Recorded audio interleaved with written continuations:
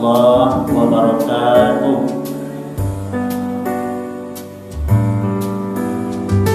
Alhamdulillahi rabbil alamin, alladzi anzala al-Qur'an hudan linnas wa bayyinatin minal huda wal furqan.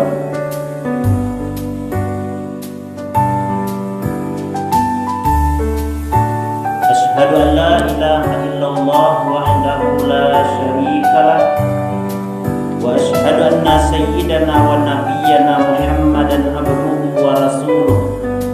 Arsalallahu basyiran wa naziran wa da'iyan ila Allahi bi'iznihi wa sirajan munira.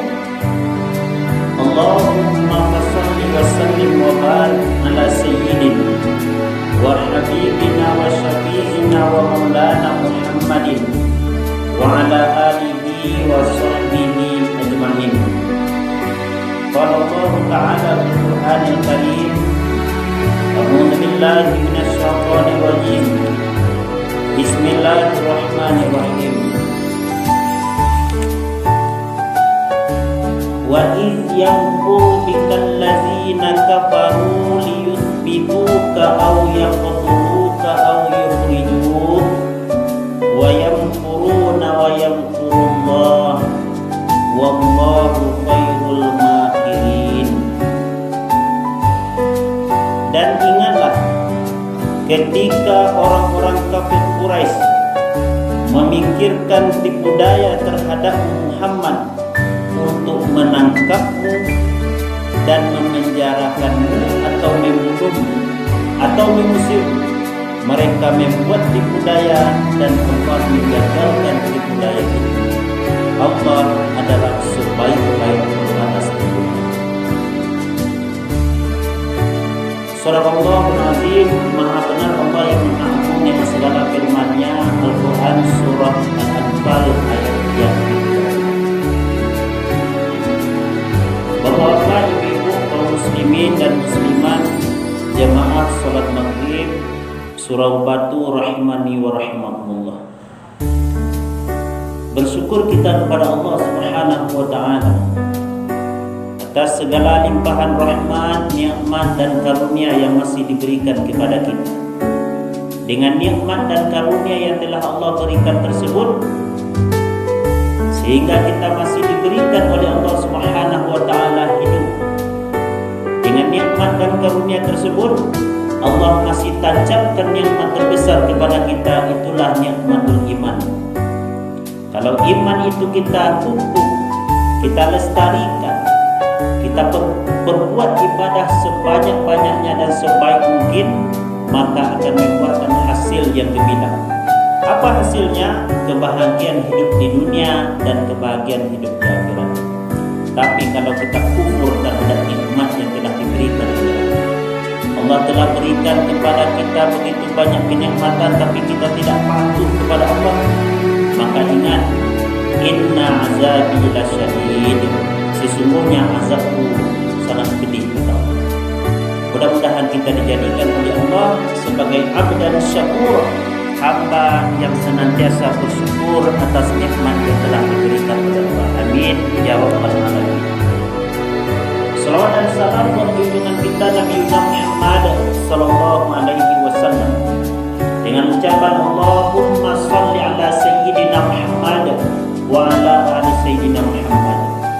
Mudah-mudahan kita adalah termasuk bagian daripada orang hamba Allah, umat Rasulullah yang selalu mencintai Rasulullah dengan mengamalkan ajaran-ajaran yang telah dibawa oleh Rasulullah Muhammad sallallahu alaihi wasallam. Bapak Ibu jamaah yang berhadir rahimani wa rahimakumullah. Sekarang kita sudah masuk pada tanggal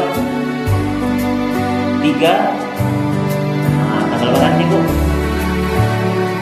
Tanggal 3 baru 3 hari Bu atau hari 4 Bu ya. Nah, itu jadi kalender merah tanggal. Batu merah tanggal karena 1 Muharram. Apa yang terjadi dengan Muharram? Ternyata bulan Muharram itu adalah salah satu 4 bulan yang dimuliakan oleh Allah Subhanahu wa taala. Ternyata Muharram itu dijadikan penanggalan pada masa Khalifah Umar bin Khattab dengan merujuk kepada hijrahnya Rasulullah SAW dari Makkah ke Madinah yang dimulai atau niat Rasul sudah ada sejak bulan Muharram.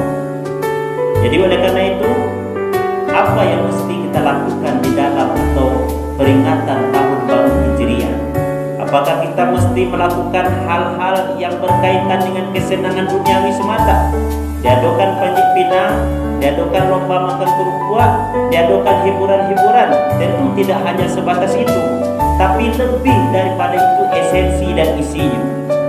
Isi daripada peringatan tahun Hijriah berarti semakin lama awak diberikan kehidupan oleh Allah Subhanahu wa taala di dunia, berarti semakin berkurang jatah yang awak dan terima. Semakin lama di dunia itu makin kurang jatah awak.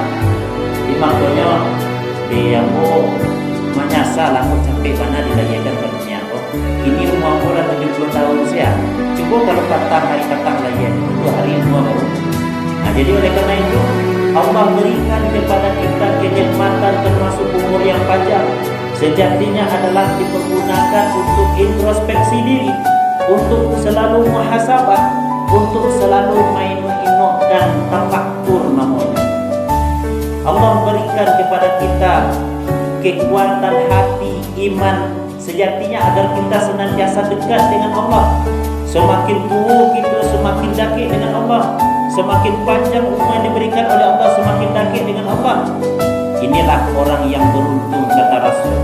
Ketika Nabi Muhammad SAW ditanya oleh seseorang, "Ya Rasulullah, ayyun nasi khair?"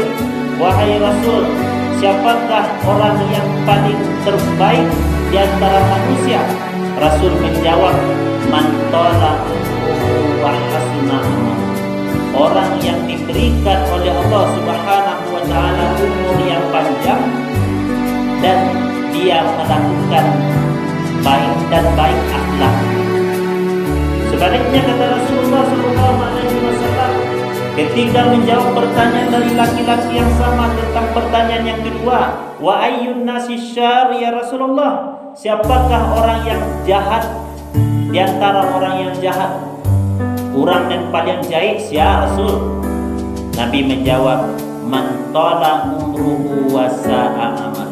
Orang yang diberikan oleh Allah umur yang panjang, namun dengan umur yang panjang tersebut bukannya bertambah taat kepada Allah, malah bertambah kufur, bertambah maksiat, bertambah mati hatinya dengan Islam, dengan agama Allah, dengan Al-Quran.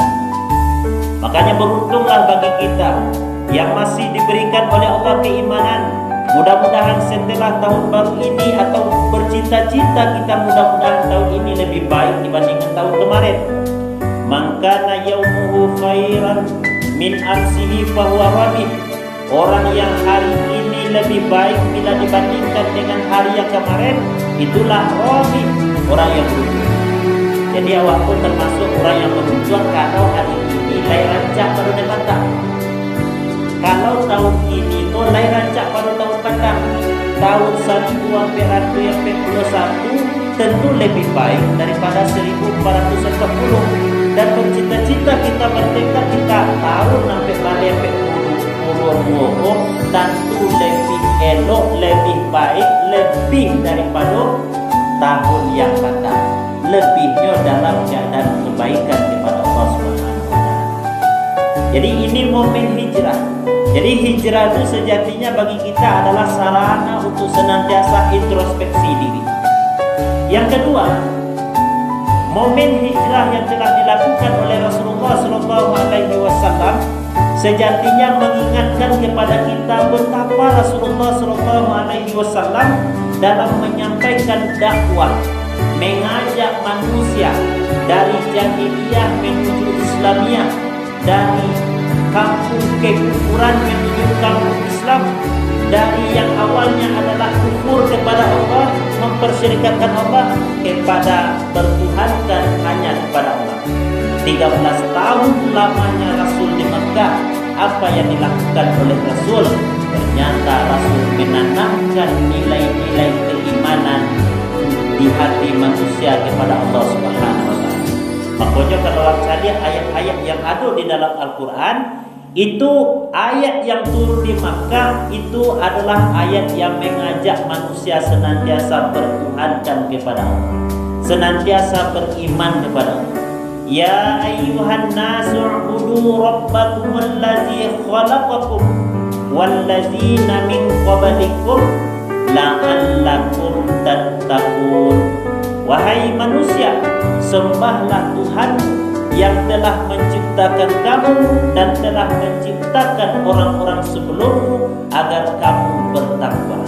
Jadi Rasul selama periode di Mekah, dalam keadaan susah, dalam keadaan sulit, tetap mengajak orang untuk selalu mendekatkan diri kepada Allah, beriman kepada Allah. Diajak orang senantiasa beriman kepada Allah. Awal turun wahyu yang telah diberikan oleh Allah, surah Al-Alaq ayat 1 sampai 5, Rasul sampaikan, Rasul mengajak orang-orang masuk Islam. 3 tahun lamanya itu dakwah secara sirriyah, dakwah secara sembunyi-sembunyi. Bahkan caranya dakwah secara sembunyi-sembunyi. Bayi dari situ ke rumah situ, dari situ ke rumah situ, pokoknya sana terdekit, keluarga terdekat, orang-orang yang bisa dirangkul untuk masuk Islam. Nah, masuk Islam lah yang pertama itu dikenal dengan as-sabiqunal awwalun, orang-orang yang masuk Islam pertama. Itu diantaranya adalah istri beliau Khadijah, Abu Bakar As-Siddiq, Zaid bin Harisah, Ali bin Abi Thalib, juga Abu Bakar As-Siddiq. Nah, dari orang-orang ini lahir pula nantinya orang-orang yang masuk dari Islam kepada Islam. Ada Utsman bin Affan, ada Talha bin Ubaidillah, banyak sahabat-sahabat yang lain yang tertarik kepada ajaran Islam. Sehingga 3 tahun lamanya berdakwah di Mekah selama secara sirriyah, sembunyi-sembunyi, baru Allah menurunkan wahyu agar berdakwah secara terang-terangan. Jadi, lah dakwah secara terang-terangan. Kalau bahasa kininya biasanya mengaji pun dah pakai mic, tapi ini dah pakai mic, pemerintah lah tahu ramanya pokoknya. Kalau pada masa Rasul dulu tuh dikumpulkan orang, disuruh berkumpul di situ, awak ke situ sadonyo ada yang ingin disampaikan. Nah, Rasul sudah berani seperti itu. Kenapa? Karena Allah yang menyuruh dakwah secara jahriyah, secara terang-terangan. Dilakukan dakwah secara terang-terangan, wala makin memeransam orang kafir Quraisy, makin berangnya. Dan bahkan Rasulullah SAW diintimidasi, sahabat-sahabat Rasulullah pun dicaci, dimaki, diazab. Contohnya Bilal bin Rabah, hukuman yang diberikan oleh orang Quraisy kepada Bilal bin Rabah, di antaranya adalah dijamuannya di tengah terik matahari, setelah itu perutnya dihimpit dengan batu, tangannya diikat, disuruhnya membalik ke ajaran Allah. Awak kan tak tahu model itu kini dah. Awak kan lah yang mana-mana sajanya. Mereka surau pun tak tahu yang mengganjal awak doy, tak tahu yang mampir awak doh. Mungkin tahun 1965 dulu, waktu itu ini mungkin negeri tak masuk lah remaja mungkinnya. Mungkin takwik. Kalau rumah takwik ada PKI, ada Jambang, ada Belado, takwik. Kalau kini itu apa yang membuat orang dilarang datang ke masjid? Apa yang membuat orang datang ke masjid? Lampu masjid, lampu jalan ke masjid, datang ke sarang-sarangnya dong. Tapi apa yang membuat orang tidak begitu tertarik dengan masjid, dengan musola, beribadah bersama-sama, berjamaah? Ternyata inilah yang dilakukan oleh sahabat Rasul, diantaranya Bilal bin Rabah. Dia tertarik dengan Islam dan dia tidak mau melepaskan nilai-nilai Islam. Ahad. Itu adalah salah satu dari nama Allah Subhanahu wa taala, bahwa yang berhak ditauhidkan, bahwa yang Maha Esa itu adalah Allah Subhanahu wa taala. Sehingga Bilal pun termasuk bagian daripada sahabat-sahabat Rasulullah yang telah dijamin surga. Bahkan Rasulullah ketika Isra dan Mi'raj, Rasul mendengar bunyi terompah di dalam saruku. Ditanya oleh Nabi kepada Jibril, suara itu suara sandal. Sandal siapa? Sandal Bilal bin Rabah. Padahalnya masih hidup di Makkah. Ketika pulang dari Isra Mi'raj, ditanya oleh Nabi SAW, apa amalan yang membuat engkau dimasukkan oleh Allah ke dalam surga? Bahkan aku mendengar bunyi sandalmu di dalam surga. Ternyata amalannya juga berdua, melakukan sholat 2 rakaat. Dan itu sudah dibiasakan oleh sahabat-sahabat Rasulullah Sallallahu Alaihi Wasallam. Nah, perbuatan yang sunnah pun mereka khawatir kalau tinggal, mereka takut kalau tinggal. Bagaimana dengan ibadah wajibnya? Tentu lebih takut lagi. Nah, orang kini kok jangan memperbuat ibadah yang sunnah lain, yang wajib pun tidak masalah juga kalau tinggal. Jadi mulai main layang-layang dari jam 1 siang sampai bancawe juta buah maghrib. Tidak sholat, tidak mandi, pulang ke rumah langsung, tidak sholat maghrib, sholat asar, tinggal nabahan. Ada orang main bola, gara-gara main bola jam 2:30 lah tiba di lapangan. Mulai main jam 3 berhenti beko jam 6:30 lah. Tiba di rumah tidak langsung mandi, tidak langsung berwudu. Dulu mengalai dulu, minum teh dulu, minum kopi dulu, tinggal sholat asar, sholat maghrib. Nah, sahabat-sahabat Rasulullah dalam rangka berdakwah di jalan Allah, mereka begitu giat hijrah. Jadi hijrah itu meninggalkan kebiasaan, meninggalkan yang jelek menuju yang baik, atau melakukan sesuatu menurut yang disukai dan dicintai oleh Allah Subhanahu wa taala. Dari jahiliyah menuju Islamiyah dicintai oleh Allah Subhanahu wa taala. Belum sahabat-sahabat yang lain, banyak sahabat-sahabat yang lain yang meninggalkan harta kekayaannya, meninggalkan kekuasaannya, meninggalkan kesenangannya hanya karena dia ingin memilih jalan yang lurus, jalan yang benar. Itulah jalan dakwah yang telah ditempuh oleh Rasulullah SAW. Dalam berdakwah secara jahiliyah tersebut banyak tantangan Rasul. Tantangan yang dihadapi oleh Rasul. Rasul diludahi bagai, Rasul dicaci, Rasul dikatakan tukang sihir, bahkan Rasulullah SAW dilempari dengan kotoran unta. Ayo bahaya dakwah Rasulullah. Kalau pikir-pikir secara logika saja, kebaikan yang dilakukan anak saja mada bahwa punya uang, ayolah terserahkan dia lah. Tapi Rasul tidak begitu. Rasul tetap menyampaikan walaupun Rasul akan dipujuk dengan 100 ekor unta. Lain mana? 100 ekor. Ini panusi, kami sadiakan panusi. Ini pangkat dan jabatan kami angkat engkau sebagai orang-orang yang mempunyai jabatan di kota Mekah kok. Tapi syaratnya tinggalkan agamamu. Jangan berdakwah ya lain. Jangan mengajari kami dengan agama barumu itu lain. Tapi Rasulullah tidak nama itu. Bahkan Rasulullah SAW diajak berkompromi. Bahanya kalau sekali ini kami ikut agamamu, besok engkau ikut pula agama kami. Kini kami beribadah menurut apa yang telah engkau tentukan. Besok engkau beribadah menurut cara kami pula lagi. Bahanya kalau model itu. Tak nama Rasulullah. Lakum dinukum waliyadin, untukmu agamamu dan untukku agamaku. Jadi toleransi itu dalam akidah tak boleh toleransi dah. Dek sayang ke kawan awak, dek awak yubana bakawan wenyo. Kini awak beribadah, painyo ke masjid awak besok hari minggu, paino dah tapiknya. Itu tak boleh. Itulah yang diperjuangkan oleh Rasulullah SAW dan sahabat. 3 balik tahun lamanya di Makkah, dengan keimanan yang mantap di dalam hati sahabat tersebut, sehingga ketika terjadi perintah Allah berdakwah berhijrah dari Makkah ke Madinah, dan banyak cerita sahabat-sahabat. Bahkan Abu Bakar As-Siddiq, Bapak Ibu, ketika terjadi orang kafir Quraisy, orang musyrikin melakukan diskusi, sidang paripurna, rapat tertutup dengan kabilah-kabilah besar mereka ingin melakukan serangan yang membahayakan terhadap Rasulullah.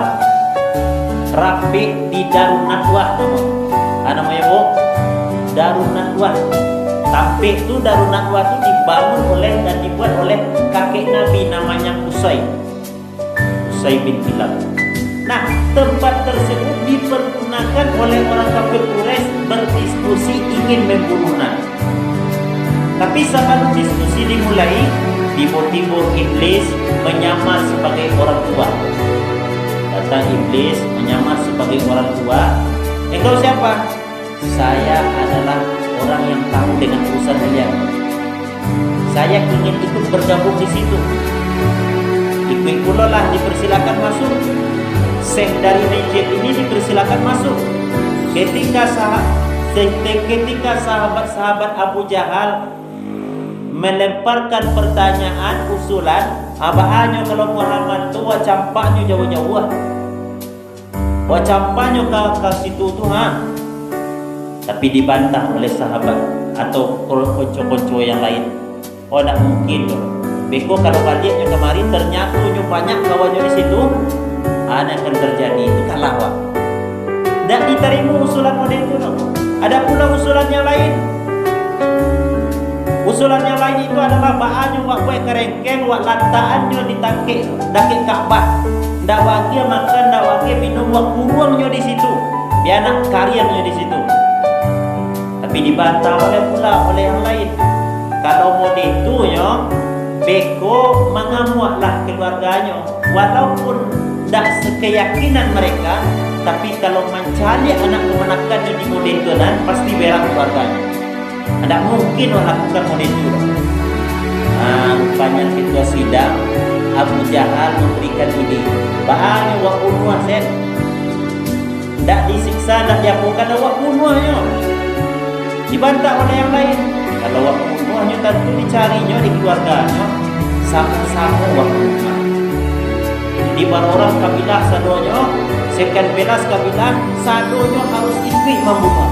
Jadi sianan akan dilawan oleh Bani Hashim atau Bani Muttalib boleh. Itu sama-sama kan melakukan sesuatu yang buruk. Tapi dengan izin Allah Subhanahu wa taala, malaikat Jibril menyampaikan Nabi Muhammad SAW bahwa orang kafir Quraisy sedang melakukan rencana besar. Rencana besarnya ingin membunuhmu, ingin menangkapmu, ingin membunuhmu, bahkan ingin memenjarakanmu. Itulah ayat yang wak baca tadi itu. Wa iz yamkuru bikal ladzina kafaru. Orang-orang kafir Quraisy memikirkan tipu daya untuk liyusbiluka, untuk menangkapmu, au yaqtuluka, atau untuk membunuhmu, au yukhrijuka, atau untuk mengusirmu dari negerimu. Itulah ayat yang turun sesudah itu, bahwa malaikat memberitahukan kepada Rasulullah orang kafir Quraisy mempunyai rencana yang besar. Allah mengizinkan atau Allah menyuruh malaikat Jibril menyampaikan kepada Rasulullah Muhammad SAW tentang berita rapat mereka tersebut. Jadi bagi Allah tak ada yang tersembunyi dah. Rapi mana tertutup orang, kalau bagi Allah terbuka saja. Ya Bu, tahu Allah. Makanya apapun kejahatan yang dilakukan oleh orang, sehebat-hebat orang mandor bangkai, mandor daging, kemudian-kemudiannya tahu jualnya curang kan, musuhnya tahu jualnya. Artinya apa? Kalau ada rencana buruk itu memang satu setan di situ. Apa satu setan? Ya setan itu kerajaannya ingin mengganggu manusia, ingin menjerumuskan manusia agar manusia senantiasa berbuat maksiat di permukaan bumi. Akulah kerajaan setan. Banyak umpamanya jago subuh kan di sebentar lagi lah ya. Hari 5 baru. Kecil setan lalu lari ingin bagai ditarik selimut tadi ya. Kita lalu sebuah. Atau umpamanya jaganya kesempatan, yalah lain jago, tapi menjalan kamu dua sudah tanggung dinginnya dong. Atau lainlah kamu dua, baik ke surau bekono deh kaujan dari itu ada deh, laujan dari itu kaujan deh. Tidak jadi ke surau dong. Itu adalah was-was yang dimunculkan oleh syaitan. Dan kita sebagai hamba Allah, di saat kita mampu melewati godaan-godaan seperti itu, maka kita adalah termasuk orang-orang yang diberikan oleh Allah Subhanahu wa taala kekuatan. mampu melewati godaan setan. Itulah keutamaan orang-orang yang mukhlasin, orang-orang yang ditanamkan keikhlasan di dalam hatinya kepada Allah Subhanahu wa taala, dan itu tidak akan mampu setan mengaduan. Jadi siapa orang yang tidak akan digadu oleh setan? Tentu orang-orang yang ikhlas karena Allah Subhanahu wa taala. Tapi kalau tidak ikhlas melakukan ibadah, gampang banget setan mengaduan. Dalam sholat pun bisa hilang kekusukan awak. Dia tu dek banyaklah mendoakan dia, dek banyaklah huru hara di dalam solat, banyaklah di rumah takkan apa padahal awak mengucapkan Allahu Akbar, tapi Allahu Akbar itu dah hadir di hati awak. Dek tu dek setan yang senantiasa mengganggu awak, dek setan senantiasa ingin awak tu ucapkanlah Allahu Akbar, tapi jangan tanamkan Allahu Akbar di dalam hati. Bapak-bapak, ibu-ibu kaum muslimin sidang jemaah maghrib rahimani wa rahimakumullah. Jadi ketika Nabi SAW mendengar berita tersebut dari malaikat Jibril, Nabi langsung berangkat ke rumah Abu Bakar, menyampaikan kepada sahabat Abu Bakar bahwa kita harus melakukan hijrah. Abu Bakar tak banyak cerita doh. Jadi siap wahai Rasulullah. Abu Bakar itu orang yang pertama masuk Islam. Abu Bakar itu orang yang membenarkan Rasulullah SAW ketika Abu Jahal, Abu Lahab dan orang-orang kafir Quraisy serta orang musyrik Makkah tidak percaya tentang Isra dan Mi'raj Nabi itu. Jadi makanya Abu Bakar itu as-siddiq yang membenarkan. Jadi di sana dong, lebih percaya engkau Abu Bakar bahwa Muhammad itu di Isra dan di Mi'rajkan, lebih pada itu kata yang melakukan itu Muhammad, Abu percaya. Baru itu baru lebih pada itu Abu percaya, tapi yang melakukan itu Muhammad. Begitu akhlak Rasulullah SAW. Orang kafir Quraisy itu, walaupun begitu keadaan orang kafir Quraisy Bapak Ibu, tapi dia percaya ke Nabi Muhammad. Contohnya, setelah Nabi datang ke rumah Abu Bakar, Nabi bertemu dengan Ali bin Abi Thalib. Nabi menyuruh Ali bin Abi Thalib agar lalu ditampik lalu Nabi. Padahal Nabi kan dibunuh apa? Kok tiba-tiba umpama ada kakak awak kan dibunuh orang. Kini kau awak disuruhkan menggantikannya lalu ditampik lalunya. Alai kata tarimo dia gak begitu. Alai kata lo dia begitu. Tidak, tapi Ali bin Abi Thalib diterima. Apa diterima di Ali bin Abi Thalib? Begitulah kecintaan sahabat Rasulullah kepada Allah dan Rasul. Ayyakuna Allah wa Rasuluhu ahabba ilaihi mimma siwahuma. Bahwa Allah dan Rasulullah itu lebih dicintai dibandingkan selain keduanya. Selain harta, anak, keluarga, harta benda, suami, istri, Allah dan Rasulullah. Ketika Allah memerintahkan, maka wajib kita lakukan. Ketika Allah melarang, maka wajib kita tinggalkan. Demikian juga dengan Rasulullah. Sehingga ketika Nabi SAW menerima perintah dari Nabi, Ali tidak banyak cerita. Sudah itu, maka Ali ko ditugaskan lalu di situ lain di samping untuk mengembalikan titipan yang telah diberikan dipercayakan kepada Nabi Muhammad SAW. Jadi walaupun Nabi Muhammad itu ajarannya tidak diikuti oleh orang kafir Mekah, orang musyrik Mekah, tapi lain dipercaya sebagai istilahnya menabuang menitipkan haratu ke Nabi di pergi hilang haratu abuang. Sebab Bang BRI kan ada di Kota Lombok, Bang BNI kan ada orang, tapi Nabi dipercaya. Tolong titip. Sebab Nabi itu orangnya jujur, orangnya amanah. Jadi Nabi itu tepat atau menerima titipan kalau ada yang menitip. Di antaranya tugas Ali ko membalikkan kalau titipan yang dilakukan oleh orang-orang Makkah. Jadi Ali bin Abi Thalib itu sambil nawa atau patuh dengan. Bahkan Ali bin Abi Thalib adalah dari kecil tidak ada menyentuh, tidak ada menyembah berhala. Dari kecilnya masuk Islam di bawah Rasulullah SAW. Bapak Ibu jemaah yang berhadir rahimani wa rahimakumullah. Setelah itu Rasulullah SAW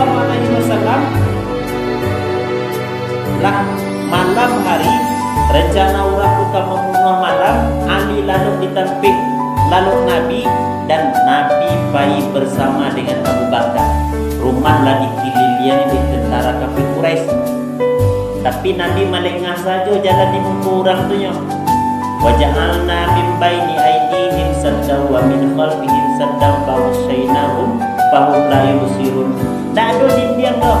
Dan kami jadikan di hadapan mereka tu dinding. Kami jadikan dinding artinya tak nampak dia Nabi jalan dah. Tapi setelah beberapa perjalanan atau sekian meter, ada orang nampak Nabi dan Abu Bakar jalan. Padahal dia tahu rumah Nabi ke Kapuat. Datanglah orang tadi itu ke rumah Nabi. Mengapa kalian di luar kok? Kami menunggu Muhammad. Atau kok keluar rumah dia? Allah kalian kok. Muhammad itu lapai tadi. Baru kesadar orang kok. Itulah kekuasaan Allah Subhanahu wa taala. Jadi awak berjalan dalam hidup itu memang di jalan Allah. Apapun yang awak lakukan Bapak Ibu memang harus awak sertakan Allah. Kalau tidak awak sertakan Allah, awak akan gampang dengan sendirinya. Ketika dapat nikmat, lupa kepada Allah. Ketika dapat musibah, baru Allah-Allahi. Ya baru Allah-Allahi.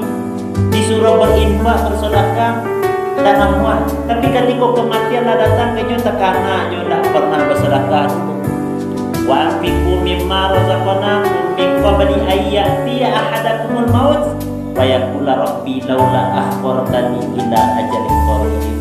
Infakkanlah sebagian rezeki yang telah kami berikan kepada kamu sebelum datang kepada salah seorang kamu kematian. Lalu dia mengatakan, hai Tuhanku, tangguhkanlah kematian walaupun tak sebentar. Apa yang harus aku lakukan? Aku akan melakukan amalan soleh. Wa as-saddaq wa aku minas solihin. Aku akan bersedekah dan melakukan amalan soleh.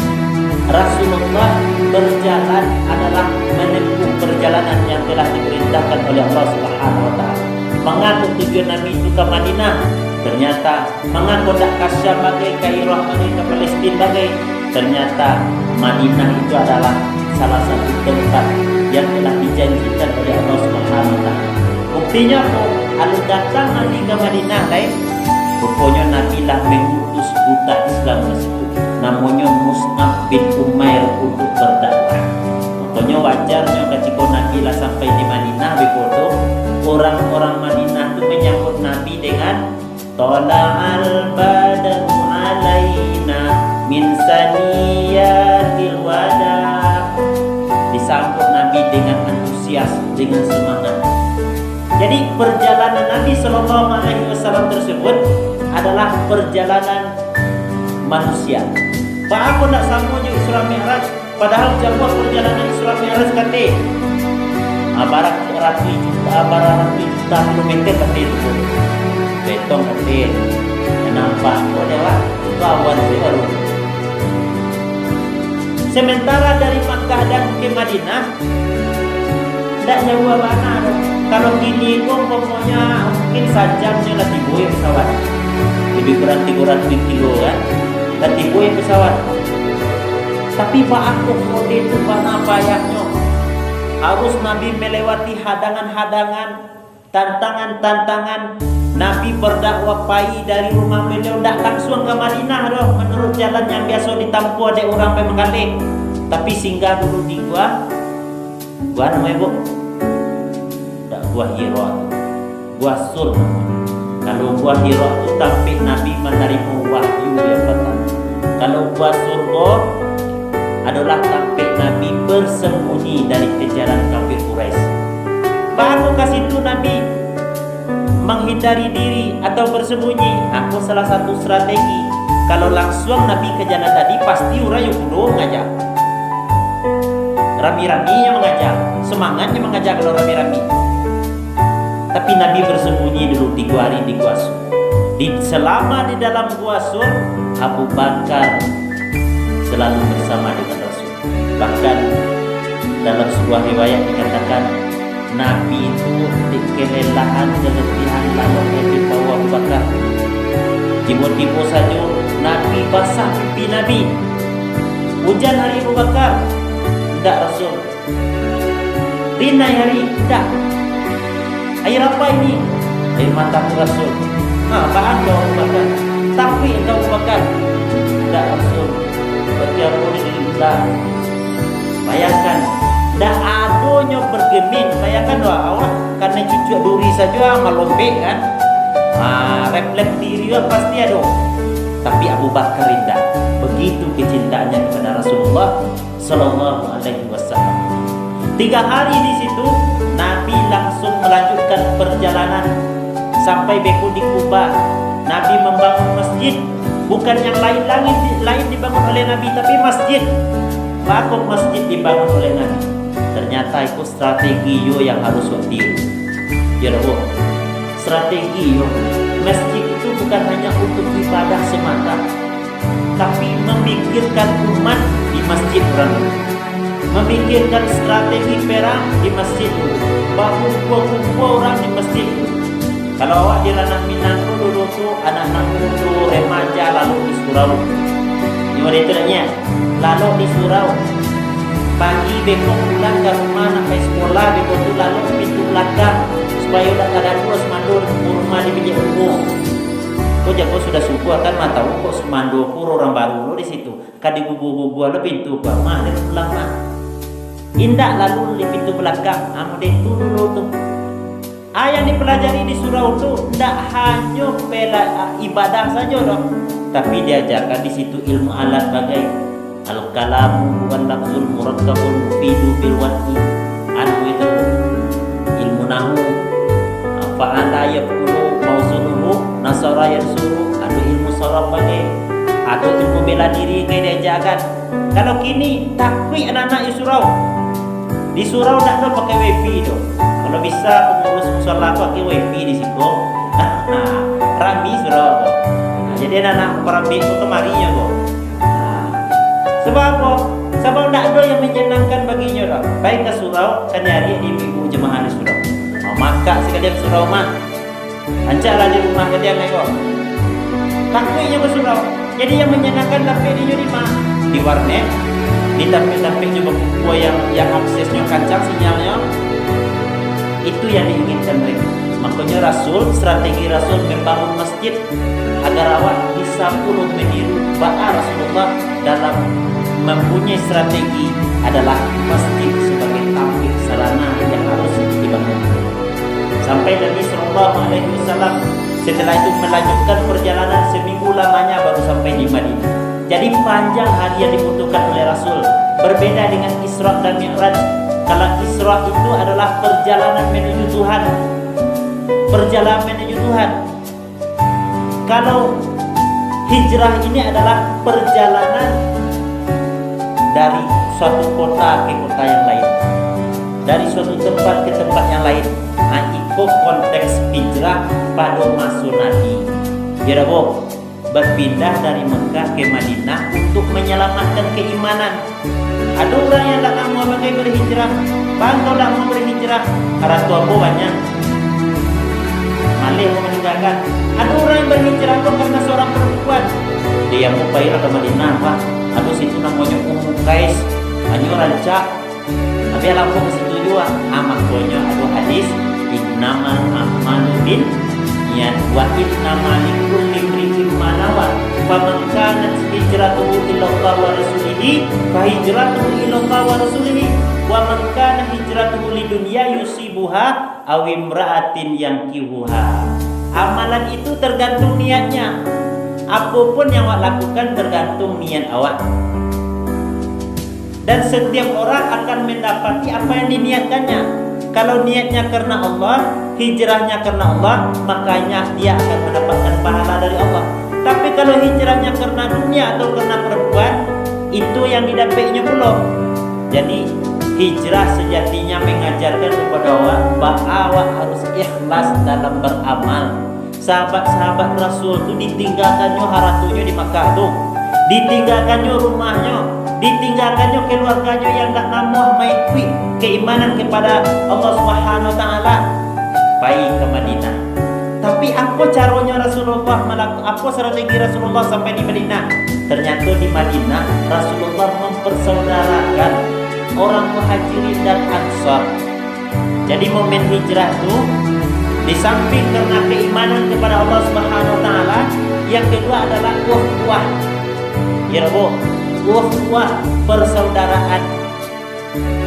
Bayangkan orang dari Makkah ndak tahu membawa apa-apa, tiba di Madinah, orang Madinah kok antusias ingin membantu saudara-saudaranya dari Makkah atau orang Muhajirin.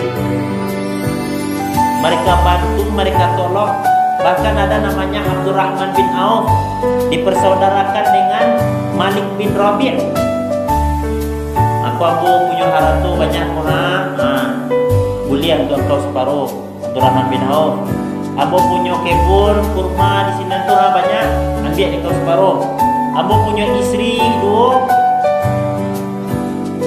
ambil dia kau sebelah setelah Abu ceraikan. Tapi tidak itu yang diinginkan oleh Abdurrahman bin Auf. Awak baru tiba di situ, ada tawari model itu. Jadi di alam cerita beruntung banget. Tidak itu kerja Abdurrahman bin Auf tuh. Kerjanya tujuan aku jalan ke pasar di Masjid. Makanya Abdurrahman bin Auf itu adalah orang yang kaya. Kenapa dia kaya? Di samping dia dekat dengan Allah, berdoa kepada Allah, berikhtiar terus dilakukan. Tidak langsung gampang saja. Ada orang bangganya orang tuanya kayu, apanya kayu. Itu iya dah Bu. Ketika orang tua kayu, anak jadi raju. Ya dah Bu. Tapi ketika anak kayu, orang tua jadi babu. Tak disikur Bu ya. Itu di mana tu? Saya ada di mana itu. Bangga mereka. Abdurrahman bin Auf lah mencontohkan bahwa mesti berikhtiar dalam hidup. Bahwa mesti berusaha agar senantiasa melakukan hal-hal yang berkaitan agar awak selamat dalam kehidupan itu, tapi tidak menepikan Allah Subhanahu wa taala. Jadi peran iman dalam hijrah adalah menentu.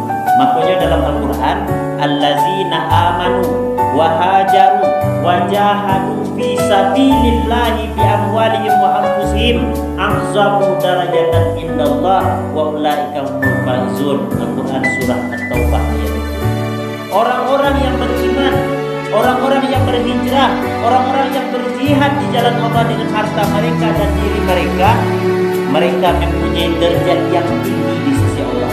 Mereka itu adalah orang-orang yang benar. Jadi ingin wak manang Bu, perbaiki keimanan dalam diri, dan tingkatkan nilai iman dalam diri awak. Sebab iman punya bisa bertambah, bisa berkurang. Ya Bu. Sudah tu senantiasa awak berhijrah. Jadi berhijrah kau nak momen tahun baru tu sedang. Tapi setiap detik dalam kehidupan awak mesti awak selalu menampilkan nilai-nilai yang berkualitas kepada Allah Subhanahu wa taala. Solat awak kini pun tentu lebih baik dibandingkan solat yang patah. Ibadah awak kini pun tentu lebih baik dibandingkan yang patah. Jadi makna hijrah atau secara tampik itulah Nabi melakukan dari Makkah ke Madinah. Tetapi dalam konteks kekinian, hijrah awak tak pindah tampik. Di kecil Ustaz awak harus hijrah oleh Nabi. Nabi dari Makkah ke Madinah. Bekoi ibu nak berangkit atau ke tinggi bomo kan? Tak balik atau para bik dah. Nah itu dah. Tapi hijrah awak ini apa? Pertama hijrah awak ini kuatnya. Berkuat keimanan. Kalau patah kau iman awak biasa no solat acuk tinggal bomonyo dan tepat waktu, kini kau usahakan tepat waktu. Kalau umpamanya patahko pikiran sekuler, pikiran liberal, agama dengan politik itu tak bisa dicampur adukkan. Orang kalau berceramah hanya boleh di masjid atau di musala, sementara di luar masjid musala tidak kuliah. Maka buanglah pikiran-pikiran sekuler, liberal, mode-mode itu tuh Victor namanya itu, pikiran kotor. Apalagi pikiran-pikiran yang mengacu kepada syahwat, apa bahaya apa? Tak nampak anak orang lain tak kena anak awak, nampak bini orang tak kena bini awak dah. Ya dah Bu. Nampak perempuan lain lupa dengan isteri. Sehingga ada terjadi gara-gara perempuan, gara-gara melihat kegantengan seseorang, lupa dengan keluarga di rumah. Apa yang terjadi? Sudahlah berhenti daripada jabatannya, awak masuk ke dalam pada jarum. Aku bahayo. Apa yang mesti wah hijrahkan lain? Awak mesti hijrah daripada akhlak yang tidak baik kepada akhlak yang baik, dari akhlak yang kurang baik menuju akhlak yang baik. Pendeknya awak mesti memperbaiki diri awak, baik lahiriah maupun batinnya terutama. Jadi hatiku yang pertama, kalau ingin berhijrah, ingin berhenti, ingin melakukan itu tergantung hati. Sebab kalau tidak ada keinginan dalam hati ingin berubah, kok tidak akan berubahnya loh. Di UN, ambo biar ada satu-satu di situ tuh, pengujian sih di situ, pengujian kampung itu, biar ada di situ. Tapi kalau tidak hati yang mengejek pada itu, cukup tidak saja mengejek, bisa di UN. Lalu mula tidak nongkrong kesinan baik dulu kesinan dulu. Akhirnya apa yang terjadi? Awak akan dikotori kembali. Tidak ada yang tingkat, tidak ada keinginan untuk berhijrah sebagaimana yang tingkat kita atau keyakinan kita di awal tahun. Mudah-mudahan kita bisa memaknai perubahan tahun ini, tahun baru Hijriah, sebagai momentum bagi awak meningkatkan kualitas amal kepada Allah Subhanahu wa taala, meningkatkan kebaikan-kebaikan kepada Allah. Sehingga awak di dunia selamat kehidupan awak, di akhirat tentu awak termasuk golongan orang-orang yang dimenangkan oleh Allah Subhanahu wa taala karena kita mempergunakan kehidupan dunia dengan sebaik mungkin dan sesuai dengan yang diperintahkan oleh Allah Subhanahu wa taala. Berbanyak maaf, billahi taufiq wal hidayah. Wassalamualaikum warahmatullahi wabarakatuh.